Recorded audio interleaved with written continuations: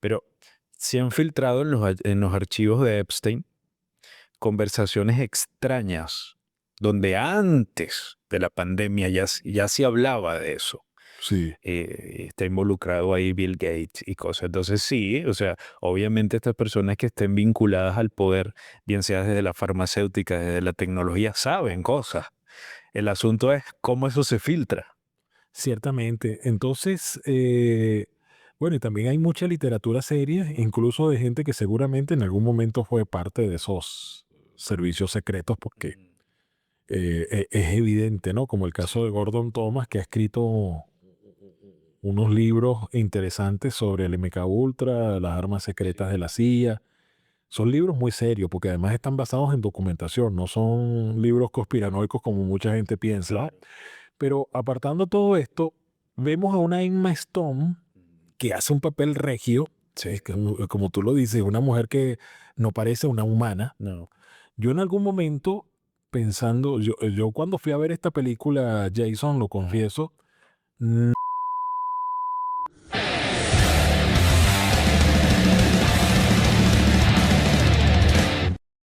Hola, ¿qué tal? Sean todos bienvenidos una vez más a este espacio, su espacio, Jarabe Movie, hablando de cine y algo más. A mi diestra, el catedrático del cine, Ricardo Romero Romero. bueno, y el doctor Jason Alcalá que les va a dar unas cucharadas de cinefilia. Así mismo es.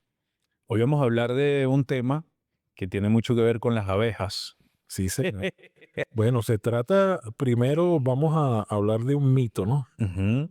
El mito de nacido de buey. Ese es un mito mediterráneo, que es lo que significa la palabra bugonia, que es de la película que vamos a conversar en este momento.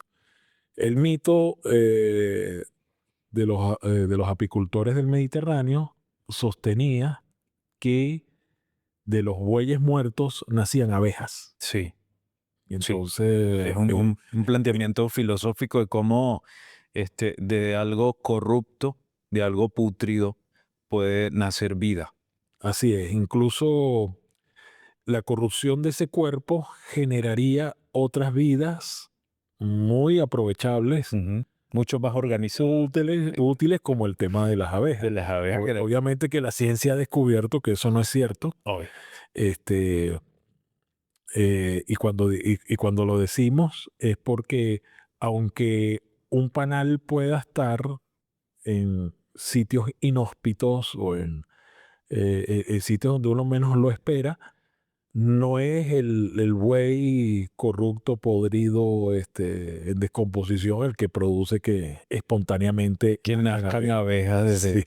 Sin embargo, las abejas, eh, el, sea cierto o no el mito, si lo aplicamos a la sociedad es cierto, ¿verdad? Pero las abejas, a pesar de eso, no dejan de ser un animal interesante. sí, sobre todo porque la abeja, que tiene una organización, y lo hablamos claro, cómo se organizan seres dentro Y de son una... matriarcales. Sí, sí, ciertamente. Entonces, bueno, ahí tenemos una verticalidad matriarcal Sí. donde, bueno, la reina es protegida.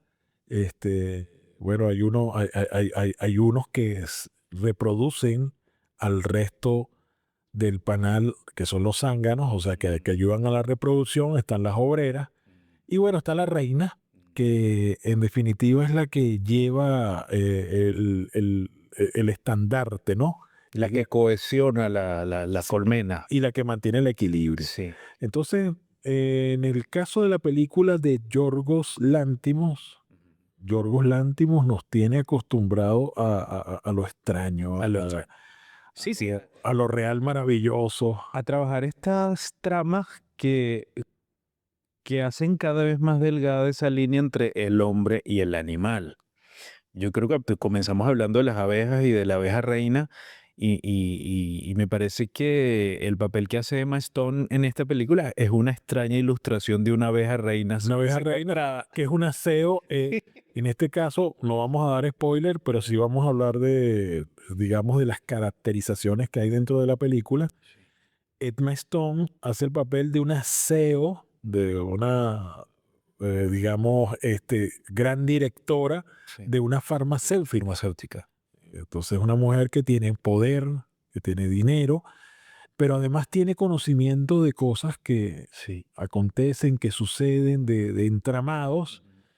Y bueno, ahí es donde entra el apicultor. El apicultor, que hay un asunto interesante con Emma, sin rayar en el spoiler, pero hay una parte donde ella dice, tú no sabes quién soy, o sea, dentro de poco va a estar detrás de ti el FBI y todo, o sea, nos está sugiriendo allí, CEO de una farmacéutica, los vínculos que esta gente tiene, las cosas que esta gente mueve, ¿no? Sí, sí, de los poderes que tiene. Ah, pero el apicultor es un personaje conspiranoico de esos que están muy de moda hoy en día. Obviamente su conspiranoia está alimentada por una vivencia personal y tiene mucho que ver con eso también, ¿no? Con el hombre arrojado a la vorágine del sistema en la búsqueda de una solución para sus problemas y bueno, eso lo lleva a tomar algunas acciones un poco extremas y me da muy poderosamente la atención cómo sugieren también la idea del terraplanismo. O sea, de esta película es un cúmulo de teorías de la conspiración. Sí, Increíble. fíjate, el caso, por ejemplo, esta película quería mencionar, Jason, que es un remake de una película Sí, coreana, sí, sí. de Coreana. Salven al Planeta Verde, algo así. Ajá, sí, sí, sí, sí. Eh, este remake obedece más al hecho, si se quiere, simbólico, porque aunque es una película que podemos verla como una película de ciencia ficción, no es lo más importante el desarrollo de la trama de la ciencia ficción. Cumple con con los protocolos, los famosos protocolos de qué es una película de ciencia ficción o de qué es una obra de ciencia ficción, pero no se concentre en eso. En el caso de la película coreana, Save the Green Planet, es una película plenamente de ciencia ficción, no está vinculada al hecho de la bugonia, porque no es un mito que trascienda en Oriente, Exacto. porque Es algo como más occidental, ¿no? es un mito occidental.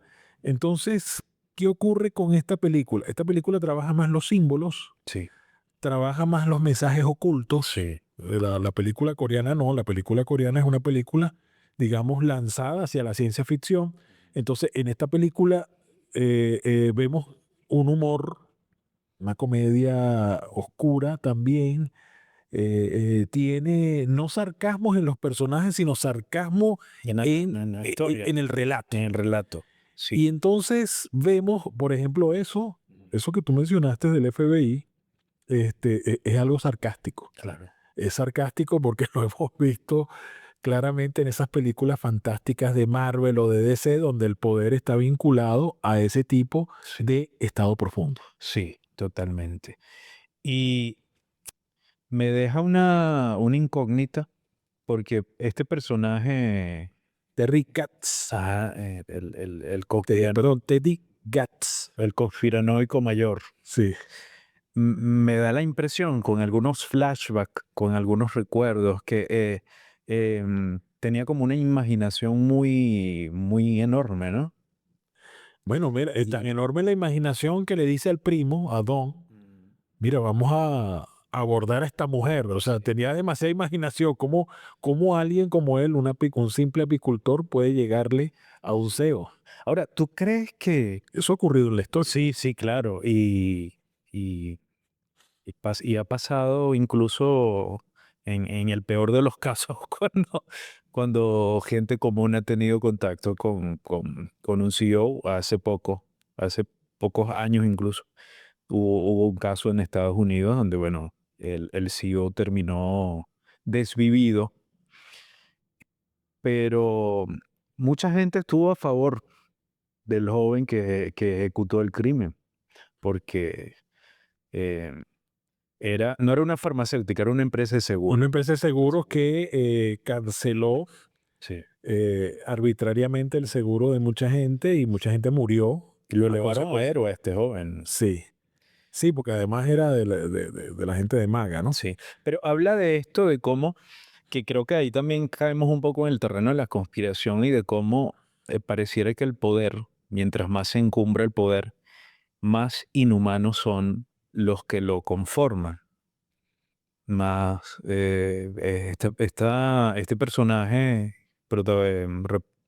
desarrollado por Emma Stone es un personaje bastante simple, bastante como gris, bastante carente de empatía, bastante carente de humanidad. Es como una sociópata. Sí, Es una sociópata y obviamente cuando escucha la teoría de conspiración de Terry, que interpretado magistralmente sí, por Jesse Plemons. sí, sí. Jesse Plemons es un actor que, bueno, a mí me encanta cómo actúa porque usa una gestualidad, la mirada, o sea, él actúa desde la corporalidad, pero también, yo no sé si te fijaste que en esta película la voz de él no es la voz que típicamente tiene en otros personajes, ¿no? Sí, porque está representando una persona quizás un tanto más joven, un tanto más alejada de lo que es el hombre tradicional. Sí, Entonces, él trata como de dar ese signo en su tono de voz y en algunos gestos que hace que tú dices, wow, este tipo es un actorazo porque hace unos gestos en esta película que no los hace en cualquier otra, se mete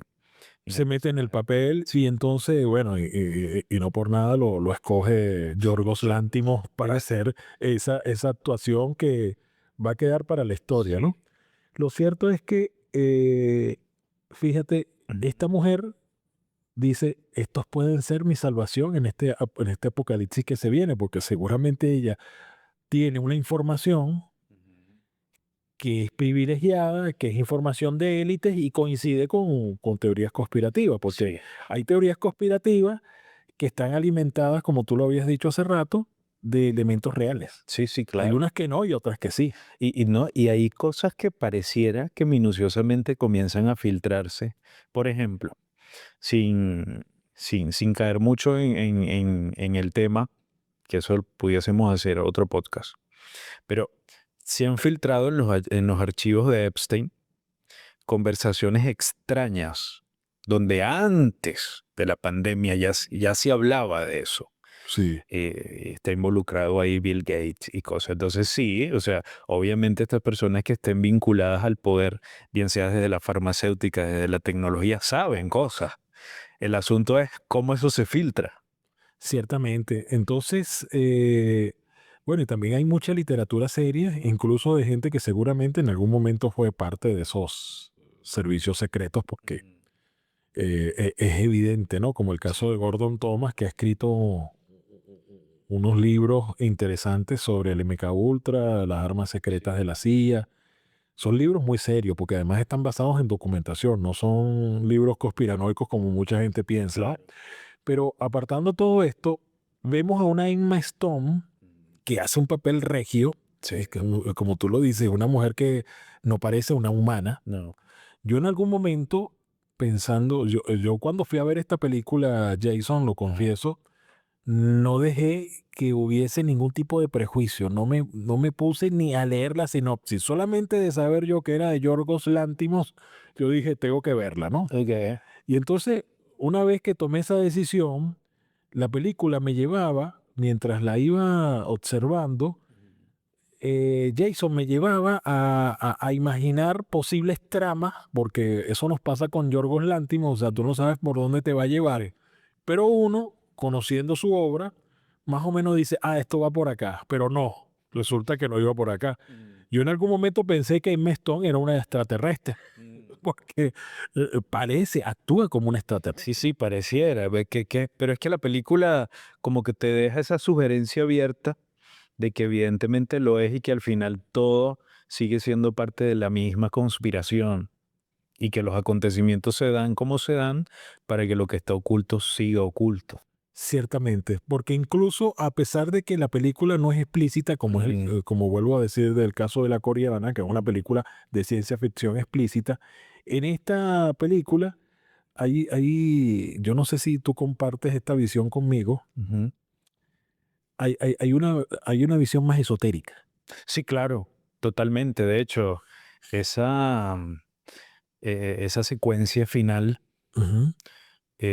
los colores, la indumentaria, las posiciones en torno a la cuestión, son alusiones a, a ciertas prácticas que son muy comunes Sí, desde la el plano práctica del es mundo esotérico. en el mundo esotérico. Claro. También tiene discursos de tipo místicos. Sí, Entonces, es una película que uno no puede verla una sola vez. no. Yo la he visto una sola vez, quiero verla otra vez porque quiero empezar a detallar y aquí hay que verla de manera meditada. Sí, era lo que te iba a decir. Es una película para verla varias veces, para ir a esos detalles, porque posiblemente Yorgos en esta película nos esté tratando de dar un mensaje O varios mensajes. o varios mensajes. Y estamos hablando de un tipo que, oye, es un genio de la dirección.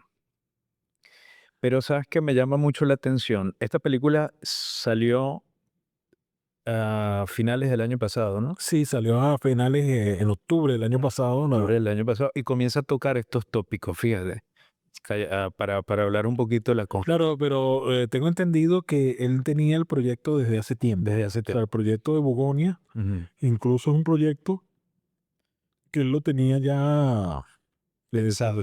pensado, creo que a partir de la película coreana, de tal manera que no lo está sacando por un tema de oportunidad, de coyuntura, sino que simplemente todo eso que él piensa como autor que es, lo lleva a cabo en este proyecto Sí, y magistralmente, porque uno se dice, bueno, ¿por qué él escoge a Emma Stone? Pero es que Emma Stone era perfecta para este papel. ella tiene un aspecto que da esa impresión con mucha facilidad.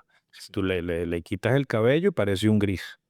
Pero, pero el momento en el que la película sale en un momento donde comenzaron a aflorar en las redes muchas teorías de conspiración acerca de muchas cosas. De hecho, creo que estuvimos acá en un episodio de Jarabe y yo invité a los que nos observan y a los que nos escuchan a que chequearan la portada de la revista The Economist para el año 2026. Y estamos hablando del año pasado, noviembre. Entonces hubo como, la película surgió en el medio de ese momento donde había como una efervescencia de la conspiranoia. Y muchas series Sí, de plataformas de streaming vinculadas al tema. exacto. Y lo corona una película que está por salir de Steven Spielberg, Ujú. donde está hablando de algo parecido. Entonces, dice, oye, hay que mirar minuciosamente estas piezas a ver si tienen algo de relación, a ver, o simplemente quizás sea un elemento de distracción, qué sé yo, ¿no? Hay por Bueno, ahí. pero también puede ser, fíjate, cómo se plantea la película. Jesse Plemons, un pleno conspiranoico, Ujú, cree que esta Fuller, que es la CEO de ujú. la farmacéutica, es un Es extraterrestre. un extraterrestre. Él Lo está que convencido. él está convencido plenamente de que lo es porque él identifica rasgos, identifica conducta, identifica comportamiento, y la tiene muy observada. Sí. E incluso la tiene tan observada que logra una estrategia Sí. para abordarla. Y él dice algo muy interesante porque cuando él comienza a hablar con el primo, es un spoiler ahí, Con domos. ajá, breve, Mínimo, mínimo. mínimo, que el amigo le dice, "Ah, y estas personas, ¿no? Porque le está echando el cuento, ¿no? De que, bueno, que habitan entre nosotros y la cuestión y tal. Y dice, pero no, estas personas son iguales que nosotros, son víctimas del caos y del dolor. Entonces, esto está sugiriendo de manera muy minuciosa a Yorgos a través de este personaje que de ser real este tipo de teorías, sean extraterrestres o no, esta especie de seres que controlan el mundo y el planeta, lo hacen a través del miedo y del dolor, porque el miedo y el dolor son paralizantes, más que Sí. todo el pensamiento vivo. Bueno, fíjate algo que sí acerca en la trama de esta película al orientalismo.